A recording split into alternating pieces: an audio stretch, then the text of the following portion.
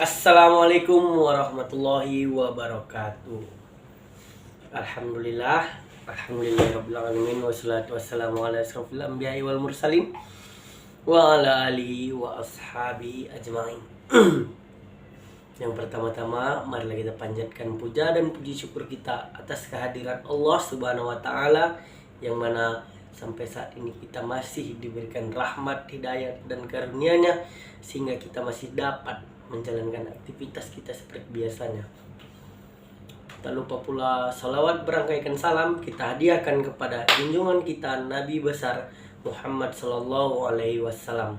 Allahumma sholli ala sayyidina Muhammad wa ala ali sayyidina Muhammad.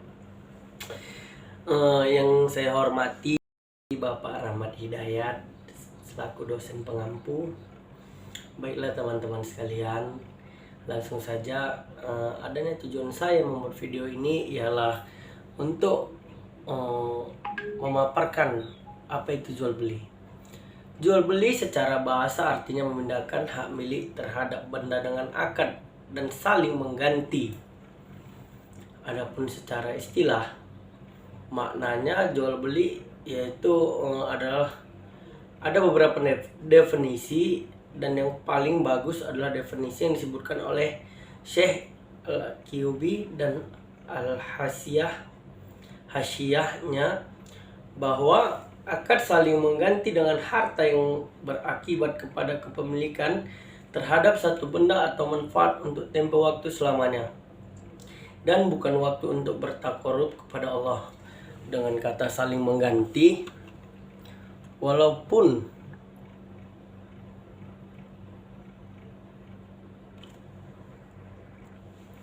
dengan kata saling mengganti, maka tidak termasuk di dalamnya hibah dan yang lain yang tidak ada saling ganti. Walaupun ada saling ganti, namun ia bukan mengganti harta dengan harta, akan tetapi halalnya bersenang-senang antara suami dan istri, dan dengan kata kepemilikan harta dan manfaatnya untuk selama-lamanya, maka tidak termasuk di dalamnya akad sewa, karena hak milik dalam sewa bukan kepada bendanya, akan tetapi manfaatnya setimpal dengan jumlah bayarannya yang dikeluarkan dan manfaatnya. Contohnya, mobil dari rumah tidak dimiliki bendanya, bedanya tapi manfaatnya setimpal dengan jumlah bayaran yang dikeluarkan, dan manfaat dalam akad ini juga dibatasi dengan waktu tertentu. Adapun maksud manfaat yang langgeng dalam definisi jual beli adalah seperti menjual hak tempat aliran air, jika air itu tidak akan sampai ke tujuan terkecuali jika melalui perantara hak orang lain. Dasar hukum kebolehan jual beli. Jual beli telah disahkan oleh Al-Quran, Sunnah, dan ijma' umat. Adapun dalil dari Al-Quran yaitu firman Allah, yang artinya Allah menghalalkan jual beli dan mengharamkan riba.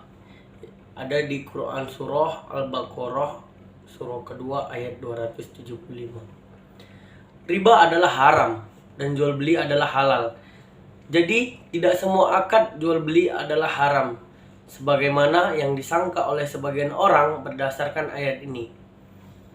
Allah telah mengharamkan memakan harta orang lain dengan cara batil, yaitu tanpa ganti dan hibah.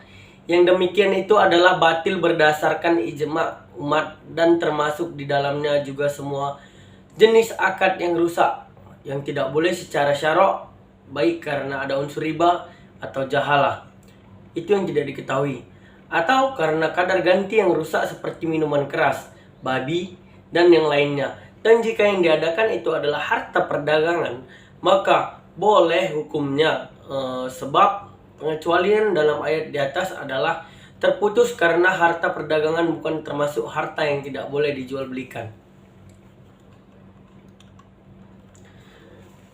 Terus poin berikutnya itu poin ketiga, hukum jual beli. Jual beli bisa menjadi wajib ketika dalam keadaan mendesak, bisa menjadi mandub pada waktu harga mahal, bisa menjadi makruh seperti menjual mushaf, berbeda dengan Imam Al-Ghazali.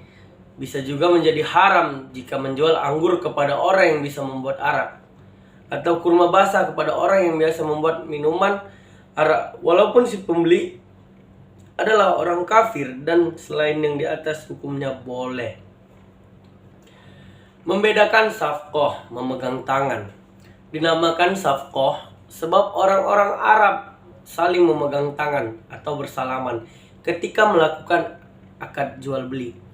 Hubungan antara barang yang dijual dengan penanaman ini karena unsur kedekatan dan maksud dari membedakan di sini adalah membedakan pengaruh akad, dan termasuk makna membedakan adalah perbedaan hukum baik sah berakad dengan sesuatu atau rusak terhadap sesuatu yang lain baik dari permulaan atau secara terus menerus. Baik teman-teman, adapun contohnya hukum menjual rokok. Sebagaimana diketahui bahwa syarat sahnya suatu akad jual beli jika barang yang dijual bermanfaat yang menjadi tujuan secara syar'i. Disebutkan dalam Hasyiah Ar-Rasyidi yang benar dalam masalah ini bahwa rokok membawa manfaat dari segi fungsi utamanya yaitu untuk dihisap. Dan ini termasuk yang mubah karena tidak ada dalil yang mengatakan haram. Maka mengambilnya sama dengan pemanfaatan terhadap sesuatu yang mubah. Pendapat yang benar adalah seperti yang disebutkan oleh Syekh Al-Bajuri dalam Hasyiah bahwa Allah berfirman, "Dan janganlah berlebih-lebihan. Sesungguhnya Allah tidak menyukai orang-orang yang berlebihan." Quran Surah Al-A'raf Surah ke-7 ayat 31. Sedangkan menjual alat musik yaitu hukumnya ada beberapa pendapat tentang hukum menjual alat musik. Apakah boleh atau tidak?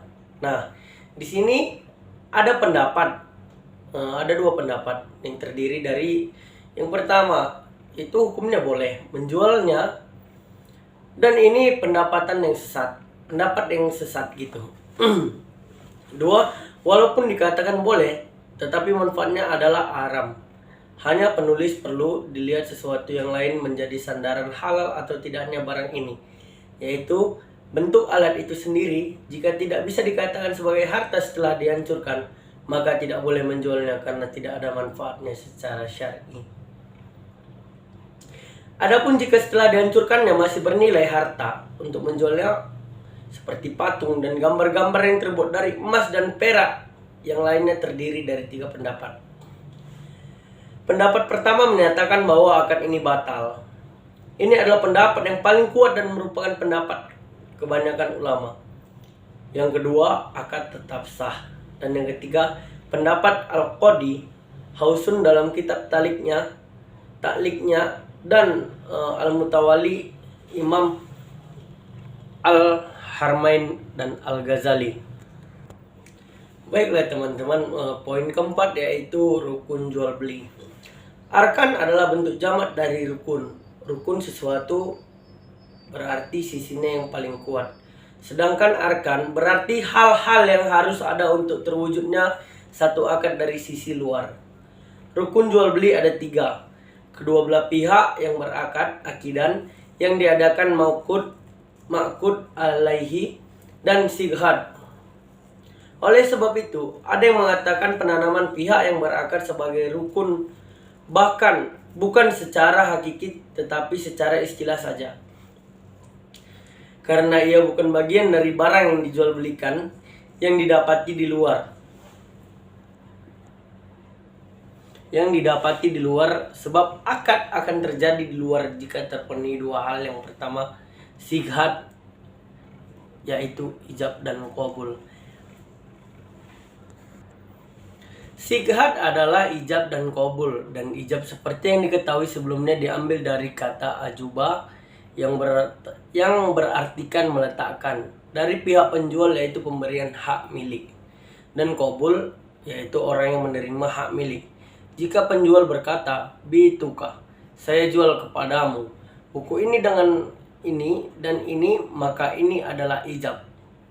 Dan ketika pihak lain berkata, "Qabilutu, saya terima," maka inilah qabul. Dan jika pemberi berkata, "Juallah kepadaku kitab ini dengan harga begini," lalu penjual berkata, "Saya jual kepadamu," maka yang pertama adalah qabul dan yang kedua adalah ijab.